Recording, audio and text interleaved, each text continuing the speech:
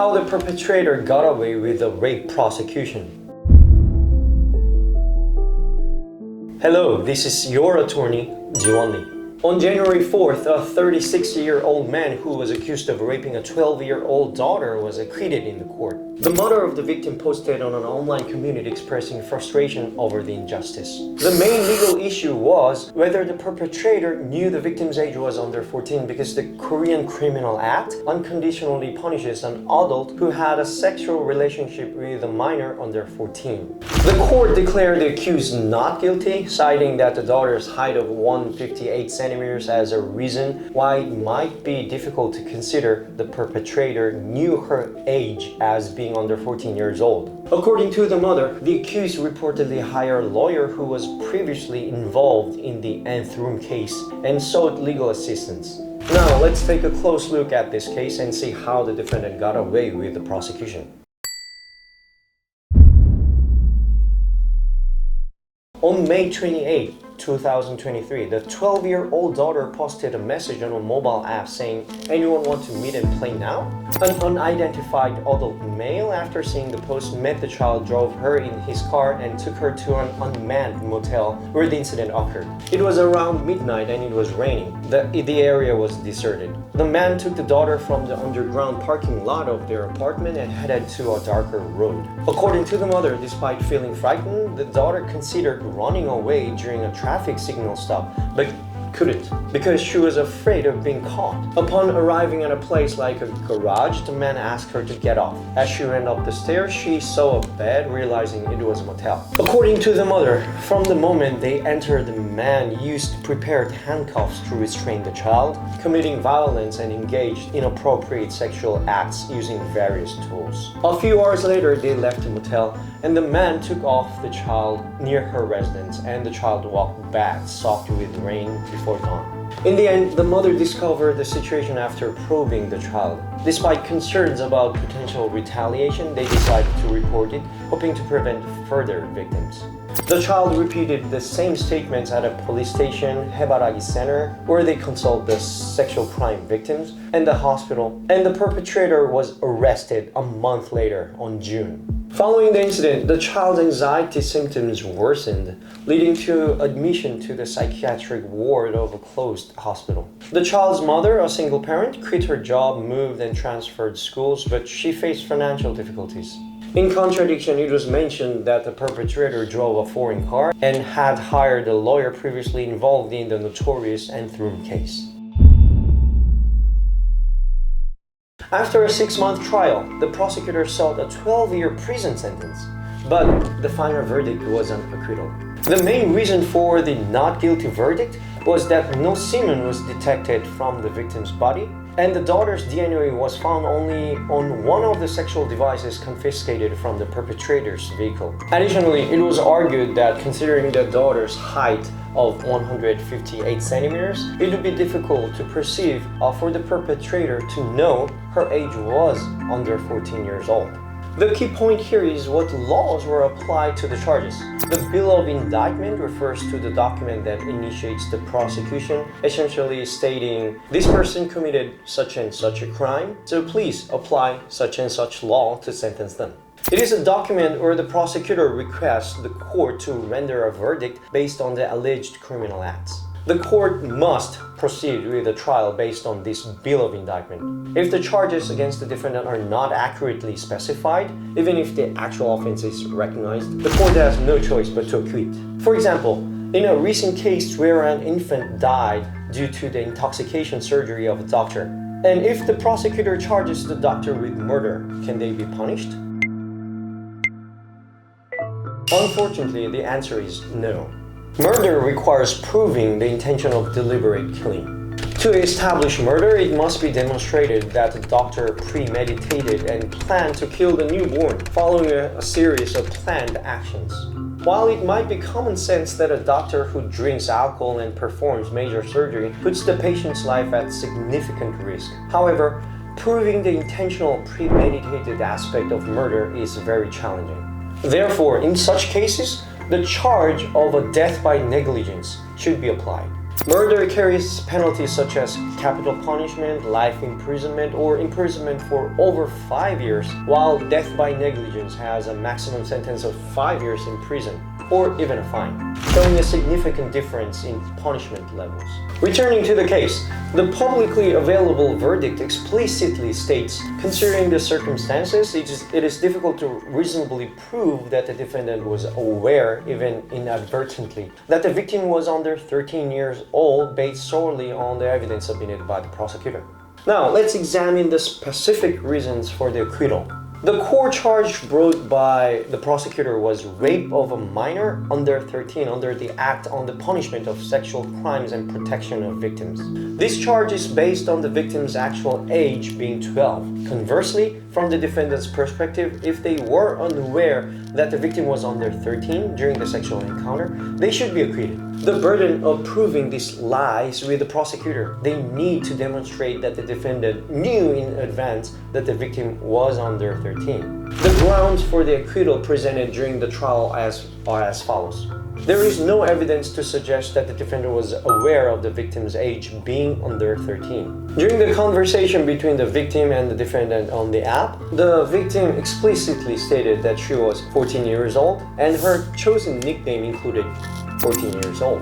Furthermore, considering the victim's height of 158 centimeters and weight matching the average physique of an adult woman, and taking into account the victim's appearance, clothing, and voice at the time of the incident, it is challenging to assert conclusively that the defendant was aware that the victim was under 13. The actual sexual act has not been convincingly proven. The victim claimed that the defendant raped her and used adult toys on her body. However, according to the forensics results from the National Forensic Service, there was no detection of male seminal reactions or the defendant's DNA on the victim's body. Although the victim's DNA was found on one confiscated adult toy, the issue is that the victim never mentioned this specific device. No DNA from the victim was detected on other seized devices. The most crucial evidence in proving sexual crime is the detection of the defendant's DNA or semen on the victim's body.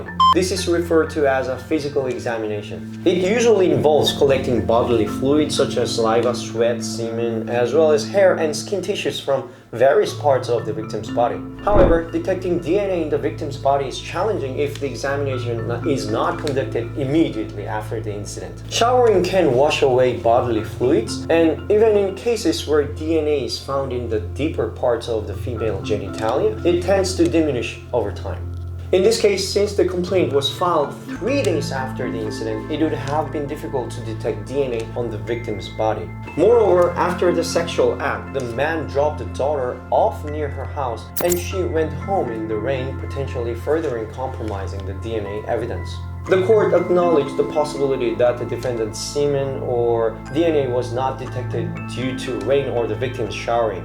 However, the court determined that such possibilities alone do not conclusively prove sexual assault. Uncertain complaint motive. The victim initiated contact with the defendant through the app, met an unknown man late at night, returned home in the early morning, and filed a complaint 3 days after the incident. Considering these circumstances, there is a possibility that the victim fabricated the incident to avoid punishment from her mother after being caught meeting the defendant. In cases of sexual crimes, the motive behind the victim's complaint is a crucial point of contention. One key caution is to avoid discussing settlement amounts when filing a complaint for sexual assault. Some individuals file false complaints of rape even after engaging in consensual sexual relations under the pretext of being assaulted, aiming to negotiate a settlement. Therefore, if there is suspicion that the complaint was made for financial gain, some courts may declare the accused not guilty. The problem arises when, despite being the actual victim, one is suspected of filing a false complaint due to discussions about a settlement with the accused. To avoid misunderstandings, it is essential never to bring up discussions about money first, and even during negotiations, it should be conducted through legal representation. An interesting fact is that in the case of minors, unexpected motives for filing complaints can become problematic. It occurs when the victim fears reprimands from parents and, as a result, file a complaint. Interestingly, the court also highlighted this point in this case. In this instance, the daughter did not initially make demands for money. However, according to the court, circumstances such as the victim initiating contact through the app, meeting an unknown man late at night, returning home in the early morning, and the complaint being filed 3 days after the incident raised suspicions. The court considered the possibility that the victim embellished the incident, fearing consequences after being caught meeting the accused late at night. Ultimately, the court acquitted the accused, stating that there was no evidence proving the act of rape occurred. It was challenging to establish whether the accused was aware that the victim was under 13, and there were doubts about the complaint motive. Of course, this case has not concluded. The prosecutor should have filed an appeal, and during the appeal proceedings, efforts will be made to prove the guilt of the accused using different strategies.